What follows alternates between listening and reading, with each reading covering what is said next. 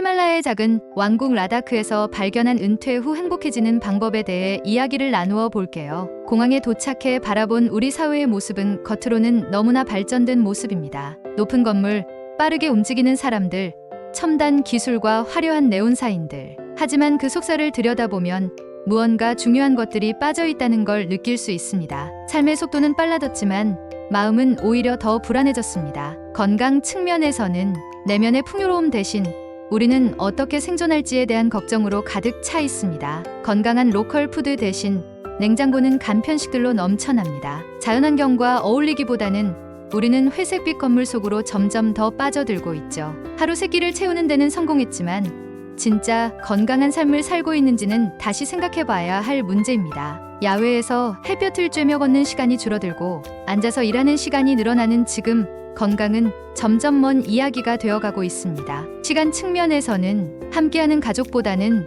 서로 소외되어가는 모습이 보입니다. 그리고 노년으로 갈수록 이 갈등은 더 커져갑니다. 아이는 스마트폰에, 어른은 TV에 빠져 서로의 이야기를 듣지 않게 되죠. 이웃과 더불어 살아가는 공동체보다는 우리는 아파트에 갇혀 옆집 사람이 누군지조차 모른 채 살아갑니다. 있는 그대로를 받아들이며 쉼이 있는 시간보다는 잠시도 멈출 수 없는 강박증에 시달리며 시간을 채워갑니다. 잠깐의 여유조차 불안하게 만드는 사회 속에서 우리는 진정한 쉼을 잃고 살아가고 있습니다. 현금 흐름 측면에서는 집은 자기 땅과 소유라기보다는 많은 사람들이 집이 없거나 대출 이자에 허덕입니다. 빚이 없는 라다크 사람들과는 달리 많은 이들이 노후에도 빚에 대한 부담을 안고 살아갑니다. 일자리가 삶을 풍요롭게 하기보다는 생계 유지를 위한 속박이나 허용을 채우기 위한 수단으로 변질되었습니다. 심지어 은퇴 후에도 경제적 이유로 계속 일할 수밖에 없는 사람들이 많습니다. 일은 삶의 수단이 아니라 삶 그 자체가 되어버린 듯합니다.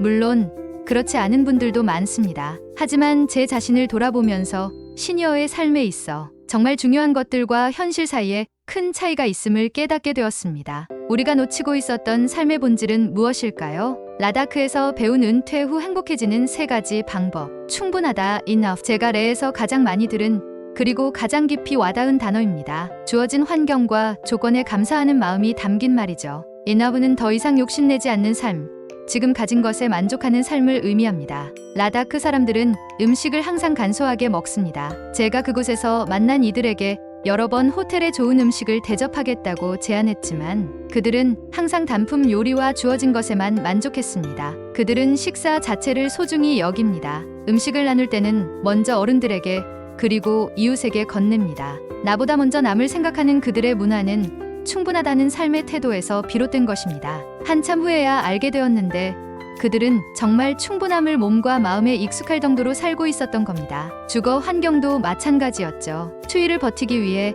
담요를 4겹이나 덮고 잤던 기억이 납니다. 그러나 그들에게서는 어떠한 불평도 들을 수 없었습니다. 남들과 비교는커녕 오히려 남들을 배려하는 것에 익숙해 있었죠. 이는 단순한 생활 방식이 아니라 삶의 철학이었습니다. 남을 나보다 우선하기. 레에 위치한 한 티벳 난민학교에 방문했을 때의 일입니다. 달라이 라마가 세운 그 학교에서 처음 본 학생들과 너무도 자연스럽게 몇 시간을 어울렸습니다. 아이들은 낯선 저에게 먼저 다가와 인사를 건넸고 함께 그림을 그리고 놀이를 하며 소중한 시간을 보냈습니다. 학교 곳곳에는 달라이 라마의 문구가 적혀 있었습니다. 먼저 남을 배려해라. 먼저 충분히 들어라. 세계의 평화를 위해 절대 포기하지 마라. 이 문구는 단순한 글자가 아니었습니다. 제가 만난 모든 학생들의 마음과 머리와 눈에 새겨져 있었습니다. 그들의 배려와 존중은 하루아침에 만들어진 것이 아니었습니다. 어릴 때부터 서로를 배려하고 협력하며 살아가는 문화가 자연스럽게 스며든 결과였습니다. 타인을 위한 배려는